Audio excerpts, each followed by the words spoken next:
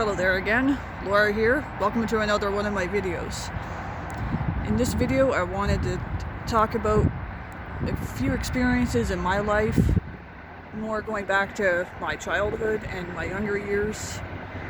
And I could just see how it just reeks in similarity to how the Jehovah's Witnesses teach ex-members.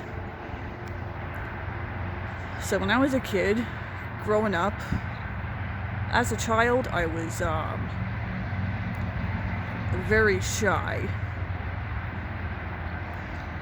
very quiet. I was bullied in elementary school quite a bit. In between grade 1 and 8, I got it quite a bit. And I found, I think I was an easy target to a lot of the kids because I wouldn't, I would just sit there and not respond. But in my head, it's like, why do I need to respond? But I was, it was just as much as my shyness and nervousness too. But of course, for a bully, that a lot of times that just makes you an easier target. So around grade 3, I think grade 3, I was trying to do the math. I think grade 3, you're about 8 to 10 years old. Yeah, in that age range. So still very much a young kid. And there was this, one of my classes, there was this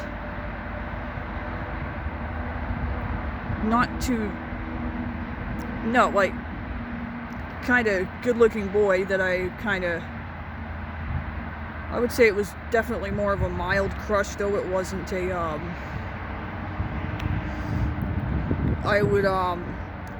sometimes I would like maybe look at him for a minute or watch him, but here's the big point that I wanted to get to. I never tried to do anything physical. I was so shy, I never tried to initiate any type of conversation. But then part of the reason why I never tried a lot beyond that, well, beyond my shyness, his reaction to it was not good at all.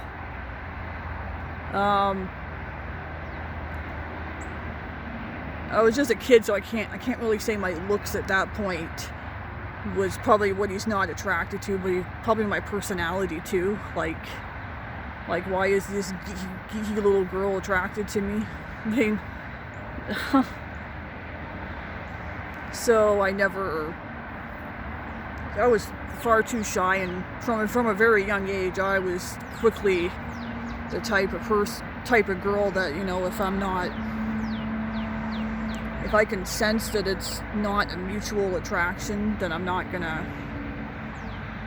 rather just sit back and stay quiet than make myself vulnerable only to be rejected. I don't know, just the way it went for me. I'd rather just, I guess it's sad to a degree, but I think in a way it's protecting myself some too. Because I'm avoiding the hurt.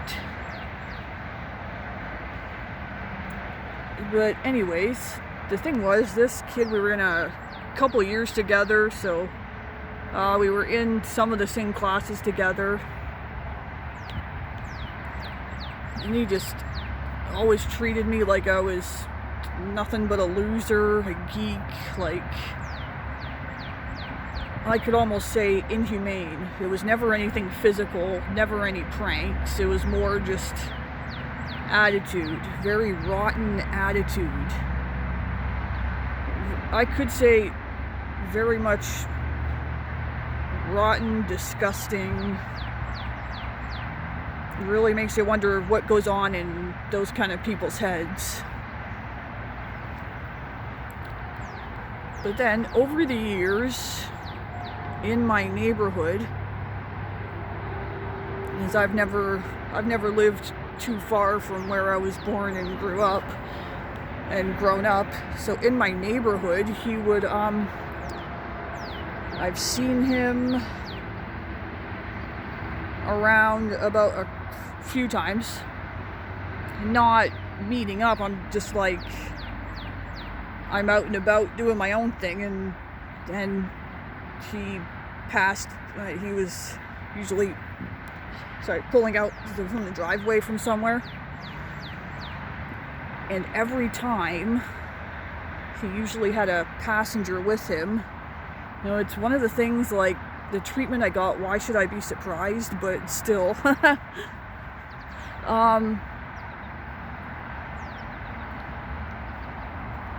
He would spot me, and I would dare not try to approach and talk, but he usually had a passenger with him, probably his girlfriend, and he would just like point and laugh at me, like laughing hysterically, like after. And what I started just taking note of is like laughing hysterically, like I'm just some kind of, wow, like even after all these years, like I'm still just a loser to you, like once a loser, always a loser. Like, obviously the way you view me permanently, like I don't think he would be capable of ever trying to sit down and have a civil conversation with me. Like, and it's because that happened more than once after all these years. My reaction, it wasn't really, I wouldn't really describe it as like hurt. How can you do this to me? Like I just want to go off and cry. No. It struck me in a way of like, wow, even after all these years, like I'm still just nothing but a piece of dirt, scum, a lowlife, a loser, whatever you want to call it. Maybe some of the bullies from school years never really do change in their adulthood. You know, I think some change, some don't, but wow. And you know what? It made me think of something really, really good. You know what? If you still view me like that, even after all these years, okay, granted we never had a friendship or knew each other that well, but like, wow. What kind of crap goes on in your head? Like, wow, I am better off. You know what? I thought to myself some of the best words I've ever thought to myself. You know what? I was better off not knowing you then. You know, I was like, sometimes, like, if you really despise a person, but you know, sometimes like you could at least say hi, even if it's not a genuine. But that's the other thing. Like, that's the other thing. I never did anything to him. Sometimes I wonder,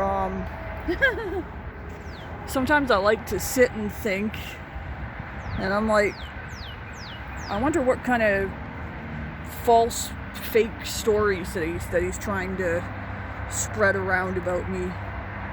Possibly. Now, he's probably the type that would have been telling all his friends, yeah, she tried to come on to me, she tried to hug me, she tried to kiss me, you know, like, oh my god, it was so embarrassing. And I'm like, and for me, oh man, really?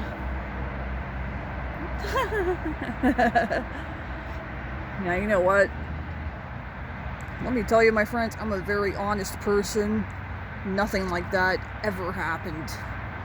I never attempted to hug him or try to get up close to him. I never tried to kiss him. I never asked him out. I never really I never even attempted to engage in conversation most of the time.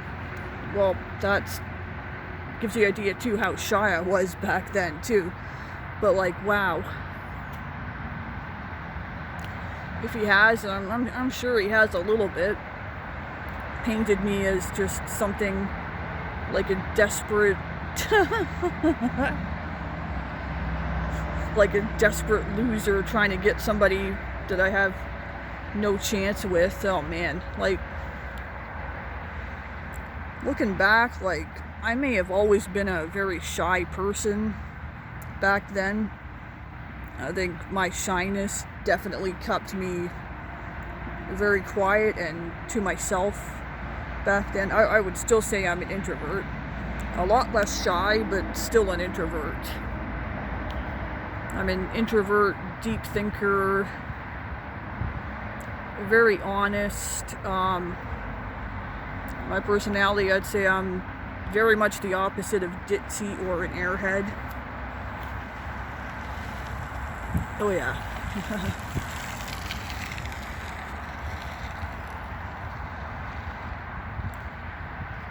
Proud brunette. I've never wanted to be a blonde. I don't have the skin tone for it anyways. But no, that's besides the point. Oh man. No, it's just, I'm thinking, he probably really has to some degree just really painted me into something that, and making, like, how sad. I can only think of, like, how sad, how pathetic, how low. Wow.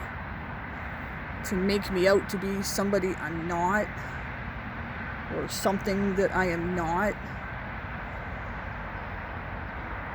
I mean, like, obviously, dating wise, I moved on, for sure. But, like, wow. And it, you know, like, when it comes to, like, Jehovah's Witnesses, I thought this is how it relates when it comes to Jehovah's Witnesses and how they treat their ex-members. It's the same kind of thing, isn't it? They hate you, they despise you.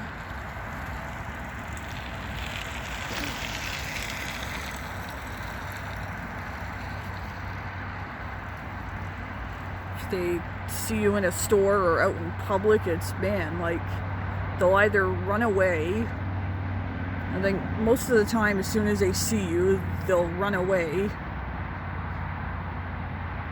Like cowards, like gasp and run away. I don't know if any have ever screamed. Or maybe if you get like an elder or elderette, they might try to give you a very menacing glare, like there might as well be laser beams coming out of their eyes. Oh man. You know, I'd say, I would tell any ex-members, when you happen to come across any in public, you have absolutely nothing to be afraid of. There is no need to be afraid. Like that fear of man, like, but just for, like, how they treat their ex-members. It's a perfect comparison, how they treat their ex-members. Like, you're scum, you're dirt, you're rotten, you're a demon, you are a total loser. Oh, what are some of the terms they use the word apostate, not knowing what the real definition of apostasy is. And it's like, no, or some ex-witnesses sadly say their family views them like, I might as well be dead. Like, it'd be better for me to die than to be destroyed at Armageddon. Like, it's a religion where if you ever leave, like, their view is like, that's it, you're done, like, you're finished.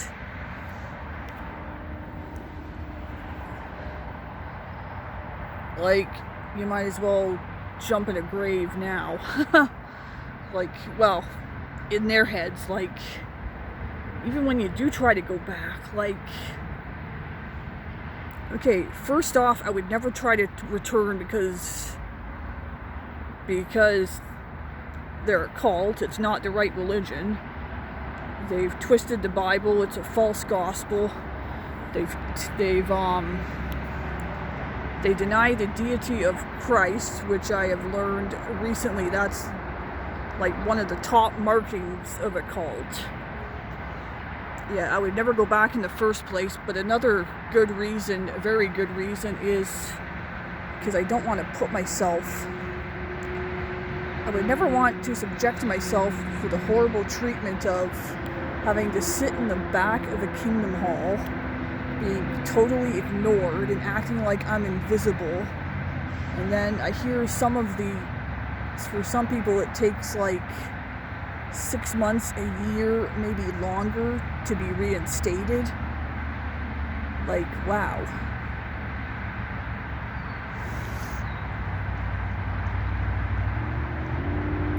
That is horrible.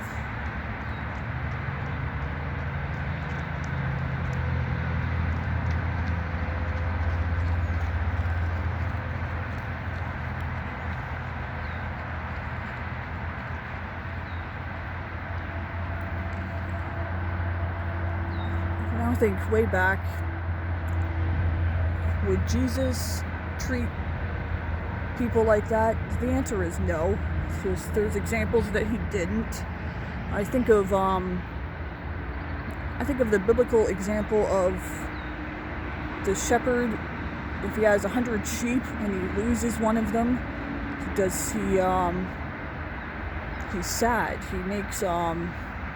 He makes every effort to find that lost sheep, and when he does find it, he's happy, and he welcomes it back. Do Jehovah's Witnesses follow that example? No. No, they do not. It's to get in my head, oh, one sheep's lost, oh, one sheep left the flock, yeah. Okay, I'll just go to the barn,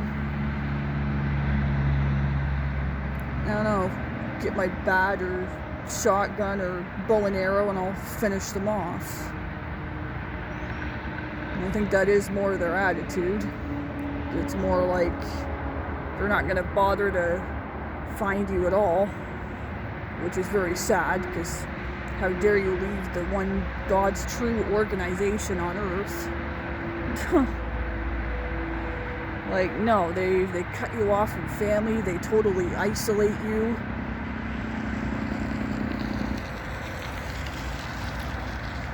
Which is blackmail, and they call it a loving arrangement, so that you'll realize your wrongs, and return and repent. I've heard it described as loving discipline from our Heavenly Father.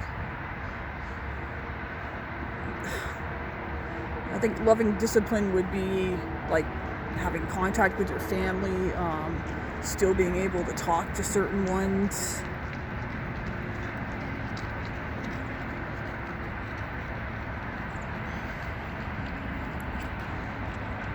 I think that might really help some people return, rather than acting like they're dead when they're very much still alive. I'm always saddened when I hear about a suicide.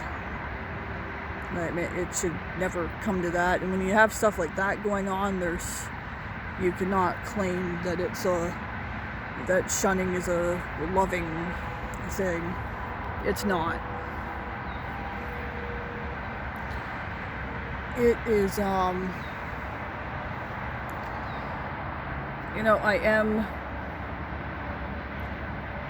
I am grateful that, because I'm the only member of my family that was in that organization, I'll never have to worry about going through something like that. I mean, now that I've left too, but I never did. But I've prayed for ones that have left. I really have, because you have every reason to keep going,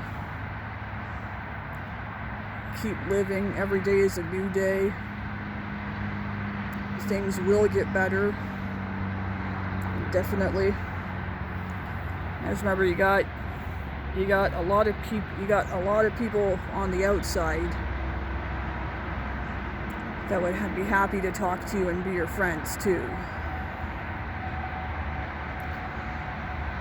And just one of the top things I would say, there's no need to be, you don't need to feel like you're gonna die. They got it wrong. They're not the right religion. There's nothing to go back to.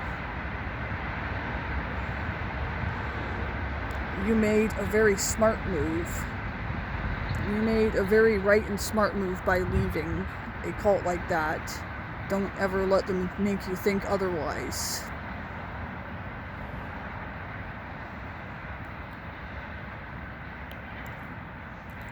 So in conclusion, I just want to add my voice to shunning is a very hateful arrangement. Treating somebody like they're dead is the very opposite of love. Anyways, that's all I wanted to say in this video. Thank you for watching. Like and subscribe if you would like to. And I hope you all have a lovely day. Thank you. Bye-bye.